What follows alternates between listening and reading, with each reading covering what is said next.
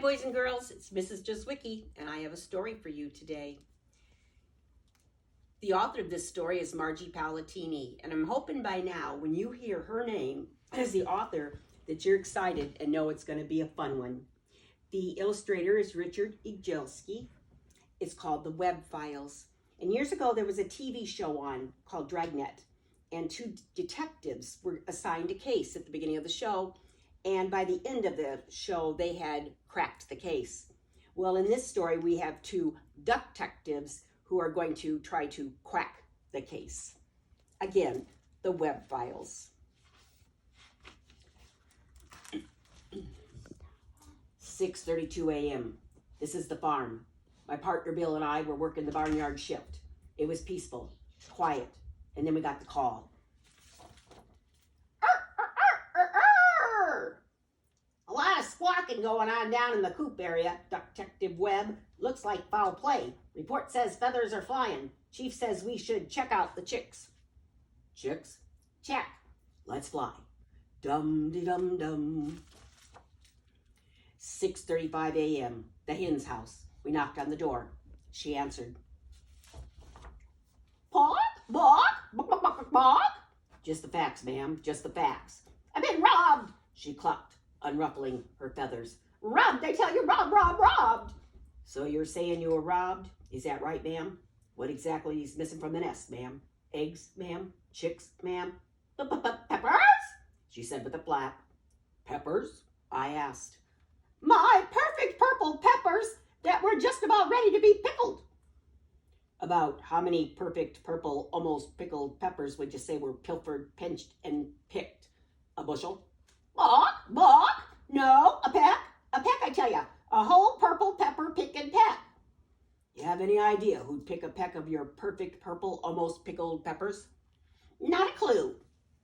I turned to Bill and gave a quick quack. Round up the usual suspects. Dum-de-dum-dum.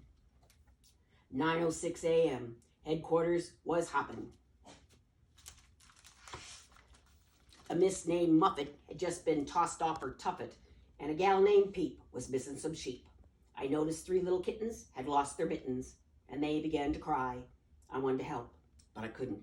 I had pickled peppers to worry about. We had Horner in the corner, and we're trying to make little boy Blue quack. Okay, Blue Boy, quit blowing your horn. Time to make hay. Suppose you just tell me where you were this morning. Well, I'm innocent, I tell you, I'm innocent, quivered the kid. I was under the haystack, fast asleep, honest, ask anybody. Sure, I've heard that bedtime story before. You got any witnesses? My partner shook his head. No, the sheep were in the meadow and the cows were in the corn. Things looked black for the boy in blue, and then we got another call. There's been some horsing around reported down near Barn and Pen, said Bill. Looks like another robbery. We put the kid out to pasture. Dum-de-dum-dum. 10:43 a.m., corner of Barn and Pen. Bill and I talked to the horses. Whoa, you there, I called out. I'd like to ask you a few questions if you don't mind, sir. Not at all, he answered. What do you know about a peck of unlawfully picked perfect purple, almost pickled peppers? Peppers? A peck of purple peppers? Not a thing, but somebody just hightailed it out of here with a tub of my tartest, tasty tomatoes. Tomatoes? You may say tomatoes. I say tomatoes. Somebody just hauled the whole thing off. And find my lettuce while you're at it, too, sighed a sheep. Somebody just lifted a load of my luscious leafy lettuce not 10 minutes ago. This is bad, really bad. My partner looked at me and scratched his head. Peppers, tomatoes, lettuce. What do you make out of all this, Webb? There was only one thing to make out of all this. Salad. Dum-de-dum-dum. 11:47 a.m., the squad room. My partner and I were still trying to crack the case, but we didn't have any idea whom to ID. Rats, said Bill. That's it, I shouted. There was only one suspect who was sneaky enough, wily enough, and tricky enough to pick a peck of purple, almost pickled peppers, take a tub of tasty, tart tomatoes, and lift a load of luscious, leafy lettuce. 12:22 p.m. My partner and I were hot on the tail of that dirty rat. Dum-de-dum-dum. 12:46 p.m. A real hole in the wall. We know you're holed up in there, you dirty rat. Let us in. He did. Yeah, what's up, duck? There's been some trouble down on the farm, I said. What do you know about a rash of recent robberies? Robberies? Robberies? The rat rather innocently said. What makes you think I know anything about a robbery? I'm no cheesy snitch. Can it, ratso? You've been in nothing but garbage for years. The rat grinned. Yeah, okay, sure. Go ahead, Flatfoot. Look anywhere you want, he said with a smirking smile. But make it quick, Quacker. You're interrupting my lunch. Lunch, rodent, I said, taking a gander at his table. Yeah, what's going on here? The rat hissed. You're not going to pin this rap on me. Where's your evidence, you wildin' webfoot? You got nothing on me. Nothing. See, I'm clean. I tell you, I'm clean. I picked a piece of lettuce from under his chin.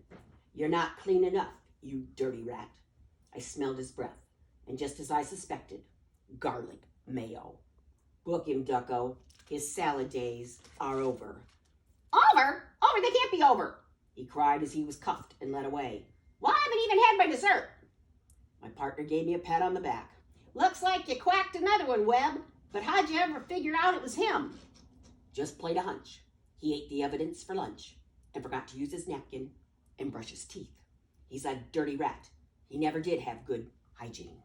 Dum-de-dum-dum. The dirty rat was tried and convicted on 3 counts of vegetable vagrancy, offensive bad breath, and not using a napkin to wipe under his chin. He was sent up the river and sentenced to 6 months of farm labor with time off for good behavior, better table manners, and clean teeth. Case closed. Dum-de-dum-dum-dum-de-dum-dum-dum. And that's how the show always ended. I'll see you tomorrow.